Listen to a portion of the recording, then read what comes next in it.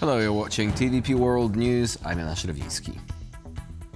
EU foreign ministers are meeting in Brussels today to discuss the latest developments in European security, including the recent railway sabotage in Poland. This summit takes place as reports emerge of an alleged peace proposal for Ukraine agreed between Washington and Moscow.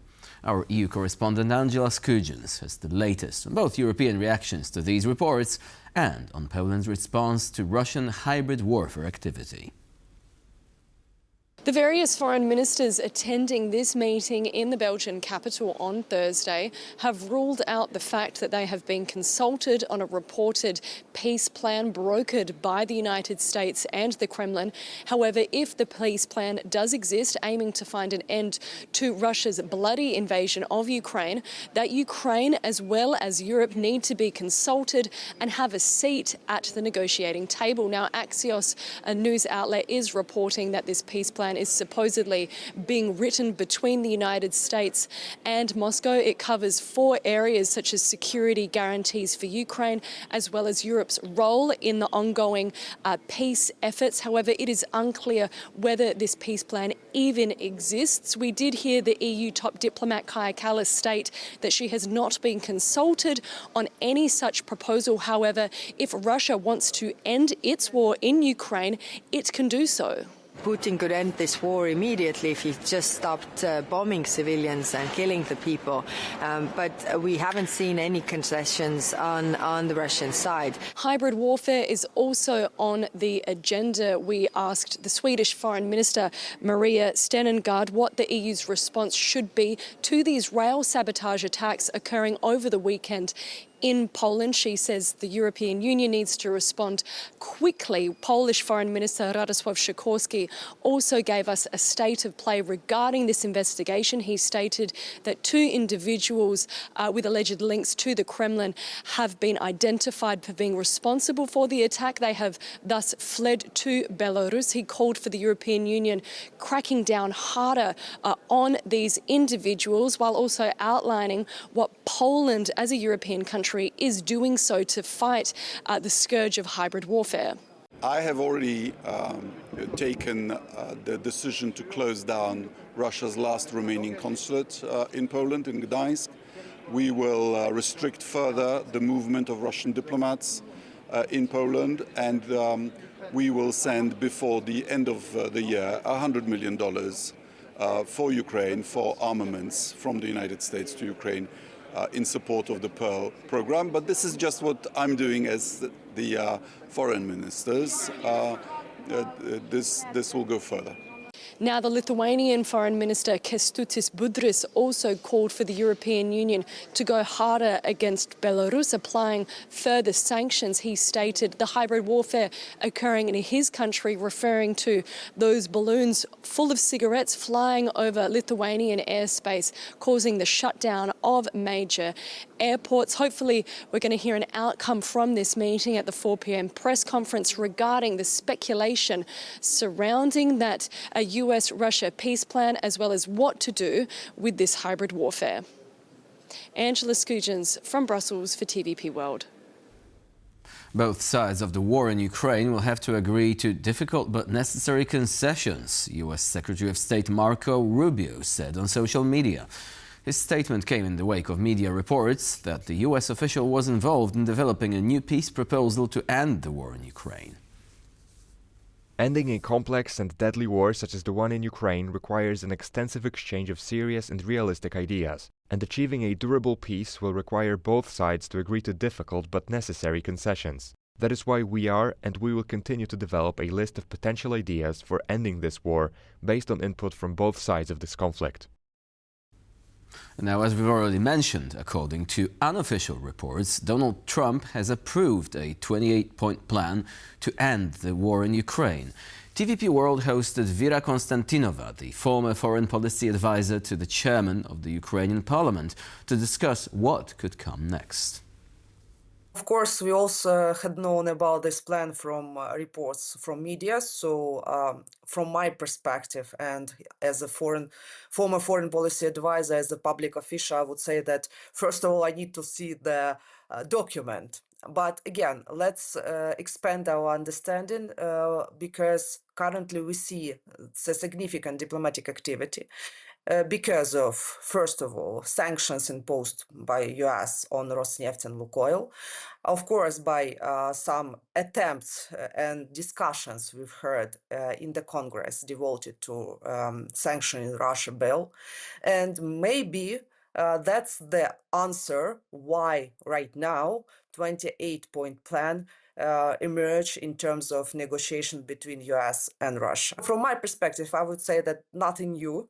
And currently, I would say that after the announcements came from Ukraine side as well as European side in terms of frameworks as well, devoted to ceasefire or peace plan, I think that it's like a response made by Russian diplomacy in terms of trying to hold the initiative in diplomatic track. The Foreign Ministry in Warsaw has confirmed that Poland's ambassador to Russia was assaulted in St. Petersburg on Sunday, with the attackers being stopped by security. The attack, which took place during an official meeting with the local Polish minority, comes at a period of increased tensions between Warsaw and Moscow in the wake of a railway sabotage incident last weekend. The information about the attack was released on Thursday. However, the incident itself occurred on Sunday. This was confirmed by the spokesperson for the Polish Foreign Ministry. Poland's ambassador to Russia, Krzysztof Krajewski, traveled to St. Petersburg to meet with the local Polish minority to celebrate Poland's Independence Day. During a walk to a religious celebration, the diplomat was surrounded by a group holding anti-Polish and anti-Ukrainian banners. A few people then proceeded to attack the ambassador, but were stopped by agents of the Polish State Protection Service. Ukrainian President Volodymyr Zelensky's desire for more prisoner of war exchanges with Russia was one of the main subjects of recent talks in Turkey, a country which facilitated similar agreements in the past. During Zelensky's visit, he also spoke with his Turkish counterpart Recep Tayyip Erdogan about security guarantees, restarting peace talks with Moscow, and security in the Black Sea. Peace and security must be ensured, and on this matter we share the same view with Turkey. These security guarantees are extremely important. We believe in the strength of Turkish diplomacy, and that it will be understood by Moscow. The importance of security in the Black Sea is well known to everyone. This security can be guaranteed only by Turkey. We are also making great efforts to restart prisoner exchanges. We are working for the return of our captured soldiers, civilians detained by Russia, especially Crimean Tatar political prisoners. Of course, we are also working for the return of abducted Ukrainian children. We hope to restart prisoner exchanges by the end of the year and bring back a significant number of captives. Turkey is giving us great support in this regard. In our talks today, we emphasized that the Istanbul process, the talks between Ukrainian and Russian delegations, should continue with a pragmatic and results-oriented approach. At a time when the war's exhausting effects for both sides are deepening, I stated that we believe the Istanbul talks represent an important milestone in efforts toward a diplomatic solution. Russia continues its brutal campaign of war crimes against Ukraine's civilians, this time targeting the city of Ternopil in the western part of the country. Dozens of people died and many more were injured or trapped beneath the rubble as Russian missiles rained down on unsuspecting residents, leading two high-rise buildings to partially collapse. Rescue workers in Ternopil in western Ukraine pay their respects early on Thursday to those killed in devastating Russian airstrikes. Dozens lost their lives and were injured in the assaults which badly damaged two high-rise blocks a day earlier. The search for survivors continued round the clock. All night long, our rescuers worked in Ternopil, and search and rescue operations are still ongoing. 22 people are still missing. The effort to find them continues. More than 230 first responders from 9 regions of Ukraine have been deployed. In some areas, work can be only done by hand because of the severe destruction and fragmentation of the structures. This complicates the search. It's an anxious time for many people. My great-grandmother lived here and she is still under the rubble. She has not been recovered yet. Yesterday I went to the morgue twice for identification. They showed another neighbor who looked similar, but it was not my great-grandmother. Late on Wednesday, rescue crews lifted one man from the rubble.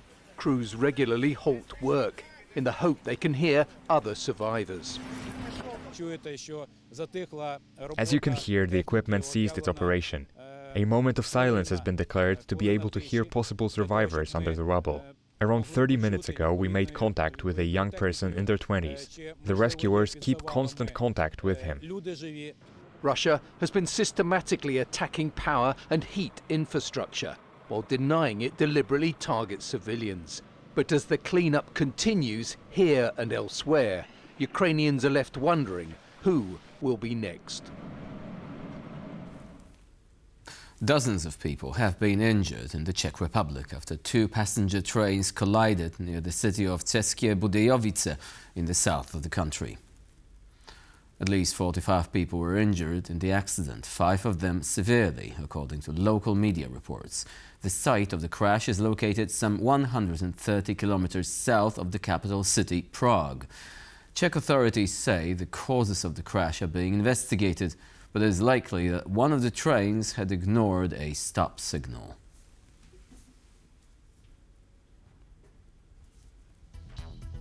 And with this, we conclude our news bulletin. Please stay with us here on TVP World for more latest news and updates.